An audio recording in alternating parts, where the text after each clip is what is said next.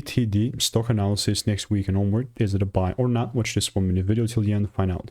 Looking at the trade desk, I see a 0.2% decrease in price, and the price just kind of keeps melting. Now, before I get into it, having done 37,000 videos and 5 figures invested in courses and mentors, I know kind of what's making me money and what's not. So with this in mind, TTD, you can see I was just looking to take it even lower, not from a higher time of perspective or nothing long term, but just for the current term.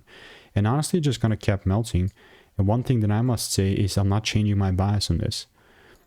The likelihood that this thing just keeps melting right now is big. And if you ask me, yeah, but is this like a good discounted price to get involved? Potentially, yeah, it really depends the way you're trying to play this. If I was looking to invest for this long term, absolutely. But you know, from a day-slash swing trade perspective, I must see some shifts in order for me to count this as something bullish. So obviously, I'm not going to be in a rush, and I'm going to continue to keep you updated because everything should be aligning. That's my 2 cents. But if you want to make more money in a simple way in just weeks, click the first link in the description. There's a lot of sauce.